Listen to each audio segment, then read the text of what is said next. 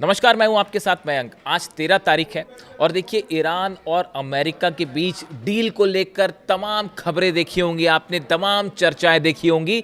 लेकिन इस बीच ईरान के विदेश मंत्री अब्बास अरागची साहब की तरफ से साफ कह दिया गया है कि जब तक ईरान की तरफ से कोई कंफर्मेशन ना आए, किसी भी तरह की किसी डील को लेकर, किसी शर्त को लेकर, किसी बात पर आप विश्वास ना करें।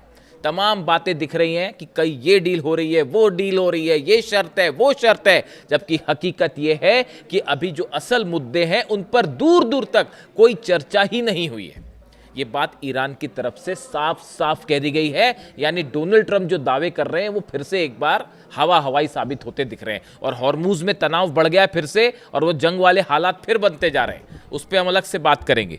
लेकिन इस वीडियो में मैं एक दूसरे मुद्दे की चर्चा करना चाह रहा हूं जो कल हुआ ये, और इस पे मेरी नज़र थी। और उसके बाद जो पैनिक और टेंशन फैला अमेरिका में और अमेरिका के CIA में और मोसाद में, इजराइल की जो खुफिया एजेंसी है, वो सब के सब तनाव में आ गए। अब ये खबर क्या थी, इसको ध्यान से समझना पड़ेगा। देखिए होता क्या है कि IRIB, ये ईरान का जो स्टेट नेटवर्क है, एक न्यूज़ चैनल कह लीजिए, इनकी तरफ से एक फुटेज जारी किया गया, चलाया गया खबरों के दौरान। यानी ईरान के टीवी पे IRIB की तरफ से जो खबरें चल रही थी उस दौरान एक फुटेज चलाया गया, एक विजुअल चलाए गए। अब ये विजुअल क्या थे? ये विजुअल थे जिस तरह से परमाणु धमाका होता है, एटमी धमाका होता है, उसके बाद जो मशरूम क्लाउड बनता है, उसका विजुअल चला दिया गया अचानक। और जैसे ही ये खबर चली, जैसे ही ये विजुअल चले, देखिए उसमें कुछ दावा कुछ नहीं किया जा रहा था, लेकिन जैसे ही ये खबर चली, ये विजुअल्स देखे लोगों ने, उसके बाद पूरी दुनिया में अचानक, खास तौर पर अमेरिका और इजराइल में ये खबर फैल गई कि भाई क्या ईरान ने परमाणु परीक्षण कर लिया है, और इसी वजह से ईरान की जो ये स्टेट रन नेटवर्क है, इसने ये विजुअल्स चला दिए। इस तरह की खबरें फैल गई और अचानक जितने न्यूक्लियर एक्सपर्ट्स हैं, साइंटिस्ट हैं, IAEA हो, CIA हो, वॉशिंगटन हो, पेंटागन हो, सब में ये हलचल शुरू हो गई कि भाई अचानक ईरान के सरकारी चैनल पे ये परमाणु धमाके के विजुअल्स कैसे चल गए। अब देखिए पहले खबर क्या है, इसकी हकीकत क्या थी, वो भी आपको बताऊंगा मैं, और कितना पैनिक था अमेरिका और इजराइल में इस खबर को लेके, ये भी आपको बताऊंगा। देखिए खबर क्या थी। A controversial broadcast by Iran's state run network IRIB has sparked wide spread speculation after footage depicting a nuclear explosion briefly appeared during a news programme.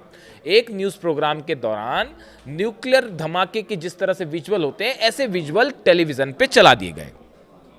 The graphics showing a blinding flash followed by a towering mushroom cloud over a city. अब ये visual में क्या था, इसमें एकदम तेज धमाका होता है, जिस तरह से एटमी धमाके होते हैं उस तरह का धमाका होता है, और उसके बाद एक तेज रोशनी निकलती है और मशरूम क्लाउड बनता है। ये बिल्कुल उसी तरह का मशरूम क्लाउड था जिस तरह का न्यूक्लियर धमाके के बाद बनता है।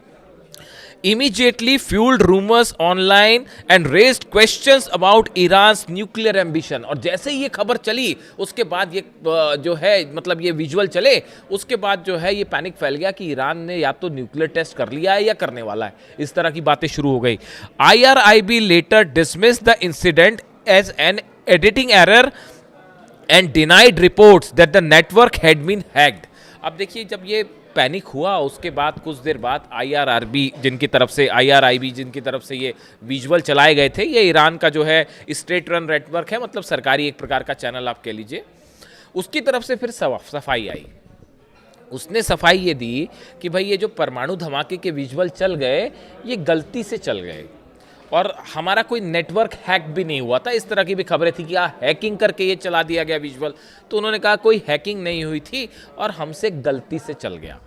अब देखिए न्यूज़ चैनल्स में हम लोग भी काम करते हैं, तो गलती से परमाणु धमाके के विजुअल तो नहीं चलते हैं, तो इसीलिए ये कहा गया, कई इंटरनेशनल एक्सपर्ट्स ने ये माना कि ये ईरान के सरकारी चैनल पे जो परमाणु धमाके के विजुअल चले, ये एक बड़ी वार्निंग थी इजराइल और अमेरिका के लिए।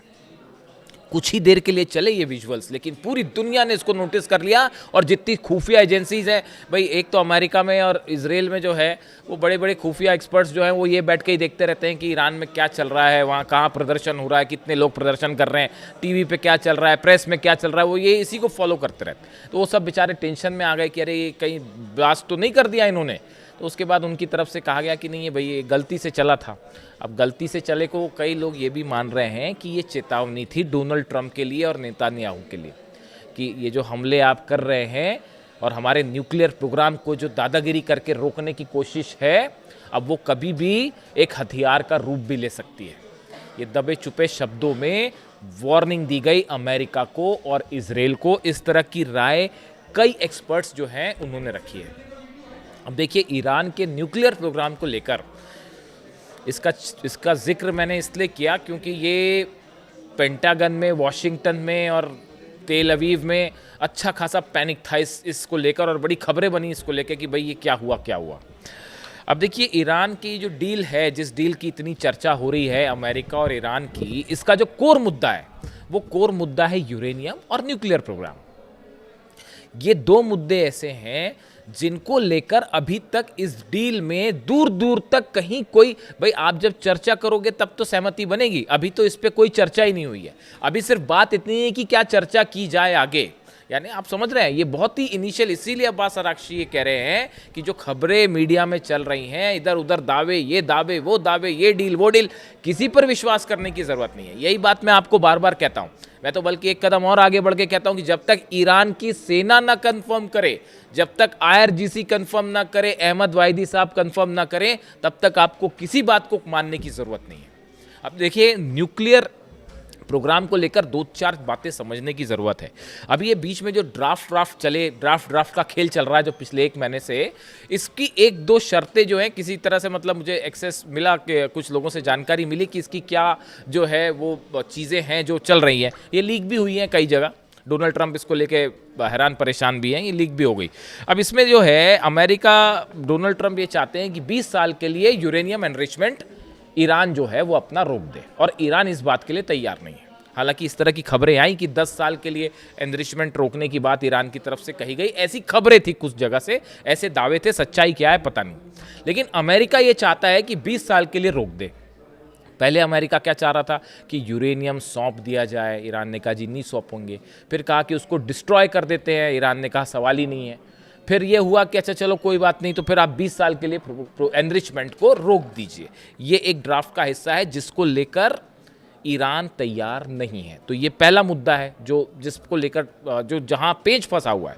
दूसरी बात सुनिए, अमेरिका चाहता है कि नतांज, फोर्दो और इस्फहान में ये जो तीनों न्यूक्लियर ठिकाने हैं इनको पूरी तरह से बंद कर दिया जाए।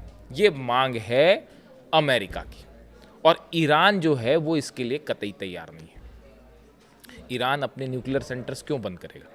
हालांकि कुछ लोगों ने ऐसे दावे किए कि ईरान इन 3 में से 2 को बंद करने के लिए तैयार है, तीसरा नहीं बंद करेंगे, ऐसा कुछ लोगों का दावा था। कुछ एक्सपर्ट जो ईरान के बारे में, न्यूक्लियर मामले में जानकार हैं, और जो ये शायद उनको ये कुछ जानकारी मिली होगी ड्राफ्ट की, ऐसी बात है, लेकिन मेरी जानकारी में ऐसा कुछ नहीं है। तो ईरान की तरफ से ये कहा गया कि हम जो है अपने न्यूक्लियर ठिकाने बंद नहीं करेंगे।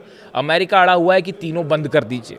अब इसके अलावा देखिए, जो तीसरी बात है जिसको लेकर ज़बरदस्त कंफ्यूजन है, और मतलब ये कैसे होगा प्रैक्टिकल, इसीलिए मैं बार बार ये कहता हूँ कि डील होना मुश्किल है साहब। डील होना कई जगह पेच फंसे हुए हैं। अब आप देखिए, ईरान कह रहा है, अमेरिका कह रहा है तीनों न्यूक्लियर पावर प्लांट बंद कर दीजिए, अपनी तीनों प्लांट्स जो हैं वो बंद कर दीजिए, नतांज, फोर्दो और इस्फहान।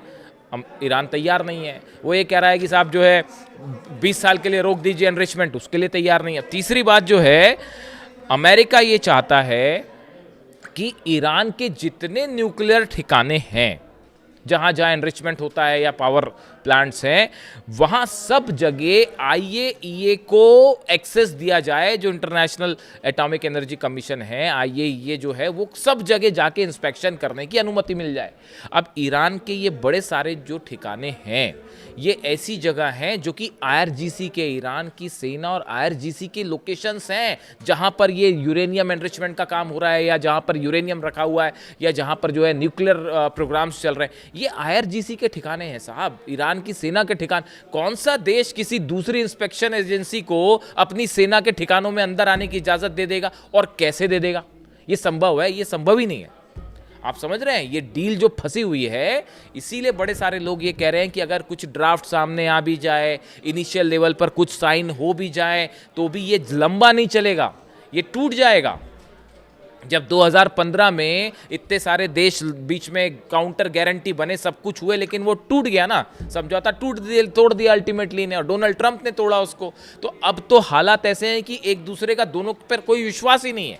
उस समय तो जंग नहीं हुई थी, इस समय तो अब ये 2-2, 3-3 जंग हो चुकी है। आप ईरान के सुप्रीम लीडर को असैसिनेट कर चुके हो और ये सोचते हो कि ईरान विश्वास करेगा। कैसे कर लेगा? किसी सूरत में नहीं ईरान विश्वास करेगा। विश्वास का कोई सवाल ही नहीं है। किस बात पर विश्वास करें? आपको ये पहले सोचना था अली खामेनी साहब पर असैसिनेशन करने के पहले। ये सब चीजें तो चलती रहेगी, आपकी जंग चलती रहेगी और ये मिसाइलें चलती रहेगी, ड्रोन चलते रहेंगे, और टॉम हॉक मारोगे, वो अपनी जो है वो फतेह मारेगा और खुर्रम शहर मारेगा। ये सब तो चलता रहेगा साहब, ये जंग चलती रहेगी, हॉर्मुज की जंग चलती रहेगी। लेकिन अली खामेनी साहब को असैसिनेट नहीं करना था। जो बची कुची संभावनाएं थी डील होने की, वो आपने खुद खत्म कर दी है। और आपको क्या लगता है कि डील पेपर कोई साइन हो जाएंगे तो लंबा चलने वाला है? वो कतई लंबा नहीं चलेगा। आपको पता है IRGC के जो चीफ है अहमद वाइदी साहब, उनकी तरफ से क्या बयान आया है? उन्होंने एक शर्त रख दी है सामने, एक कौन मेडिटेशन कर रहा है और कौन क्या कर रहा है, भूल जाइए इसको। जब तक ईरान की सेना कोई बात ना बोले तब तक मानिएगा मत। ईरान की सेना की तरफ से कहा गया है, अहमद वाइदी साहब की तरफ से शर्त रख दी गई है कि पहले हमारी जो फ्रीज संपत्ति है उसको रिलीज करो, उसके बाद हम बात करेंगे। धोखा किसने किया? अमेरिका ने। डील के बीच में हमले क्यों हुए? छठी दौर की बातचीत के बीच में हमले अमेरिका ने किए। फिर बातचीत हो रही थी, हमले किसने किए? अमेरिका ने किए। तो क्यों विश्वास किया जाए? तो अब वही स्टैंड यही है। अब अहमद वाइदी और ईरान की सेना जो है वो अली खामेनी साहब वाले फॉर्मूले पे चल रही है, एक कदम आगे। अगर एक कदम आगे नहीं चले होते तो आज पिट गए होते। अली खामेनी साहब का प्लान था पूरा, कि उनको पता था कि आज नहीं तो कल ये होने वाला है। तो देखिए उनकी प्लानिंग कैसी थी, चाहे ड्रोन्स हो, चाहे मिसाइल्स हो, मोजाइक सिस्टम हो, वो पूरी जंग के लिए तैयार थे। इसीलिए आज दुनिया का सबसे बड़ी ताकत घुटनों पर है। इसका पूरा क्रेडिट जाता है ईरान के सुप्रीम लीडर अली खामेनी साहब को। नो, ना सिर्फ एक सुप्रीम लीडर थे बल्कि बेहतरीन आर्मी कमांडर थे। और उन्हीं की प्लानिंग का नतीजा है कि दो महाशक्तियां, दो देश मिलके जो है, जो अपने हथियारों का इतना बड़ा दम भरते हैं, ईरान का कुछ नहीं बिगाड़ पाए। देखिए कल मैंने दावा किया था ना, वो F-35 और F-16 जो गिरे हैं कई सारे। देखिए जॉर्डन के बेस की वो तस्वीर आनी शुरू हो गई है, दिखाऊंगा मैं आपको अगले वीडियो में। वो हैंगर जहां पर मिसाइल मारी ईरान ने, मलबे का ढेर लगा हुआ है, उसमें कितने F-35 जले हैं और कितने F-16 जले हैं, कोई हिसाब नहीं है साहब। सबसे पहले बताई थी ये बात मैंने आपको कि ये हो चुका है। इसको अमेरिका कभी स्वीकार नहीं करेगा। वो स्वीकार तभी होगा जब कोई संसद की कमेटी बैठेगी और 3 महीने बाद रिपोर्ट देगी। जैसे पहले कहा जा रहा था कि 2 प्लेन गिर गए, 3 प्लेन गिर गए, 4 प्लेन गिर गए। हम आपको बोल रहे थे कि साहब कम से कम 30 से ज़्यादा प्लेन गिरे, और रिपोर्ट निकल के आई कि 42 मार दिए, अमेरिका के 42 प्लेन गिरा दिए ईरान ने। अब वैसे ही अभी देखना आप, ये कई F-35 और F-16 जेट के ऊपर मिसाइल गिरी है, तबाह हो जाओ। जॉर्डन का वो बेस जो है जहाँ से ऑपरेट कर रहे थे, खत्म हो गया वो बेस, उस पर अब कुछ बचा ही नहीं। उसको बनाने में बहुत टाइम लग जाएगा। और वहाँ कितने F-35 F-16 जले कोई हिसाब नहीं है। पेट्रियट नहीं रोक पाया, पेट्रियट सिस्टम लगे तो उसको तोड़ते हुए गिरी मिसाइल वहाँ पे, खैबर मिसाइल्स। तो देखिए ऐसा है, हकीकत अब ये है कि ये न्यूक्लियर मुद्दे वाले मामले पे ये जो डील है ना, ये डील ऊपरी चीज़ों पे हो सकती। क्या 60 दिन का सीज फायर कर लेते हैं, वो वर्ल्ड कप चल रहा है फुटबॉल का, सबने कहा जी पूरा ख़त्म खेल हो जाएगा। अगर मान लो यूरोप पर मिसाइल मारने लगा ईरान, उसका नतीजा क्या होता? अब वो फुटबॉल खेलते कि जंग करते साहब आपसे, तो पूरा वर्ल्ड कप खराब हो जाता। आनंद फानंद में जो है वो सीज फायर किया गया। अब क्या होगा डील की, बोले 60 दिन का सीज फायर कर लेते हैं, यूरेनियम ईरान दे नहीं रहा, न्यूक्लियर प्रोग्राम पर बात हो नहीं सकती। तो अल्टीमेटली नतीजा क्या होगा? घूम फिर के आप फिर अच्छा जंग में भी नहीं जीत पा रहे। असली समस्या तो ये भी है कि ईरान को हरा भी नहीं सकते आप। कल मैं आपको कल सुबह वीडियो जो बताऊंगा उस पर मैं आपको बताऊंगा कि अमेरिका इस सीज फायर के जरिए, मेरे जो आज ही बताना था ये बात, लेकिन कुछ इन्फॉर्मेशन ईरान से आनी है, वो आने में वक्त लग रहा है। जैसी ही आएगी मैं इसको फिर कंफर्म करूंगा एग्जैक्टली डोनाल्ड ट्रंप का प्लान क्या है, हॉर्मुज में क्या चाहते हैं डोनाल्ड ट्रंप। एकदम पुख्ता जानकारी, वो कल के वीडियो में बताऊंगा। लेकिन अब ये जो न्यूक्लियर मुद्दा है, ये डील क्यों नहीं हो पाएगी? ये न्यूक्लियर मुद्दे पर पेच ऐसा फंसा हुआ है, ईरान की सेना के जो अड्डे हैं, ठिकाने, वहाँ पे कैसे IAEA को अंदर आने दें? आप खुद बताइए, संभव ही नहीं है ये। और इतने हमलों के बाद अली खामेनी साहब ने कभी न्यूक्लियर बम नहीं बनाया। उन्होंने कहा था हम कभी नहीं बनाएंगे, और कभी उन्होंने इसकी इजाज़त नहीं दी। उनसे डील करनी चाहिए थी, तो उन पर आपने हमला कर दिया, उनको और वो भी इस गलतफहमी में मत रहिए कि हमला करके उनको शहीद कर दिया। वो खुद चाहते अगर, तो वो कोई उनको असासिनेट नहीं कर पाता। वो तो उन्होंने कहा कि तेहरान के लोगों को आप नहीं छुपा सकते बंकर में, तो मैं भी नहीं जाऊँगा। वो उनकी इच्छा थी। इस गलतफहमी मत रहिए। अगर कोई सोचता है कि अमेरिका ने उनको असासिनेट कर दिया, इसराइल ने कर दिया, ऐसा कतई नहीं है। और ईरान को जीता भी नहीं जा सकता। ये बात भी, अब ये बात समझ जानी चाहिए। बात अब तक पता नहीं क्यों समझ नहीं आई, मुझे तो बड़ा हैरानी होती है। अमेरिका के थिंक टैंक्स जो हैं बड़े बड़े, वो इसराइल के, किसी को लगता है वाकई ऐसा कि ईरान को कोई हरा सकता है? कोई नहीं हरा सकता साहब ईरान को, किसी रूप में नहीं। आप ग्राउंड ऑपरेशन करेंगे तो पता नहीं क्या हो जाएगा, वो तो ब्लड बाथ हो जाएगा। जो हमला करेगा वो बहुत बुरी तरह से मुंह की खाएगा। तो अब ऐसे हालात में इन सब, अब देखिए इसीलिए जो है नॉर्थ कोरिया ने जो है, किम जोंग उन ने न्यूक्लियर टेस्ट कर लिया। अब बोला कि भैया आप करो, अब हमले हम बताते हैं आप पे। और वो तेजी से आर्सेनल बढ़ा भी रहा है। अब वो देखिए, अब हकीकत ये है, आपको बताएं, जैसे ये ईरान पर हमला हुआ उसके बाद से वो नॉर्थ कोरिया ने अपने न्यूक्लियर बॉम्ब बनाने की जो स्पीड है वो दुगनी कर ली है। मतलब वो मिसाइल्स भी बना रहा है, बॉम्ब्स भी बना रहा है, सब कुछ बड़े तेजी से चल रहा है। और वहाँ पे कई सारे न्यूक्लियर जो है वो चल रहे हैं। अच्छा, एक और बड़ी इंटरेस्टिंग जानकारी ये भी है, कई तरह की इस तरह की रिपोर्ट से बात भी कह रही हैं कि नॉर्थ कोरिया में जो न्यूक्लियर प्रोग्राम चल रहे हैं, इनरिचमेंट सेंटर्स चल रहे हैं, उनका बड़ा ईरान कनेक्शन भी हो सकता है। यानी इस तरह के भी दावे हैं कई कि जो ईरान का यूरेनियम है, ये हो सकता है कि उसका इनरिचमेंट प्रोग्राम जो है नॉर्थ कोरिया में चल रहा हो। या इस तरह की भी बातें हैं कि नॉर्थ कोरिया में कोई बड़ा न्यूक्लियर एटॉमिक प्रोग्राम चल रहा है जो कि ईरान का है और चल नॉर्थ कोरिया में रहा है। ये इस तरह से कई खुफिया रिपोर्ट्स हैं CIA की और मोसाद की। यानी ऐसी सूरत में आप देखिए, चाइना, रशिया, रूस का नेटो को लेकर क्या हाल है। वो तो एटॉमिक फ्लैश पॉइंट पर बैठे हुए हैं। और चाइना और रशिया किसी सूरत में ईरान का साथ नहीं छोड़ेंगे। और ईरान को अगर कभी भी ऐसी सिचुएशन पड़ी तो वो हमेशा ये बात श्योर करेंगे कि जो आर्म्स हैं, एम्यूनिशन है, मिसाइल्स को लेकर कई बार मुझसे पूछा जाता है कि भाई ईरान के पास कितनी मिसाइल्स बची हैं, क्या ख़त्म तो नहीं हो रही हैं? इसकी संख्या कोई नहीं जानता कितनी है। ख़त्म होना तो छोड़िए, वो 48 घंटे में उसने जॉर्डन, बहरीन और कुवैत में जो धुआं किया है कतर में, उससे आप अंदाज़ लगा लीजिए कि क्या हालात है। और ऐसे में रशिया और चाइना कभी ये आर्म एम्यूनिशन सप्लाई कम नहीं होने देंगे। यानी ये जो डील की बातें हैं तमाम, ये बहुत दूर की कौड़ी है। अगले वीडियो में एक और बड़ा खुलासा कल सुबह मैं करूँगा। वीडियो कैसा लगा कमेंट करके ज़रूर बताइए। Thank you so much.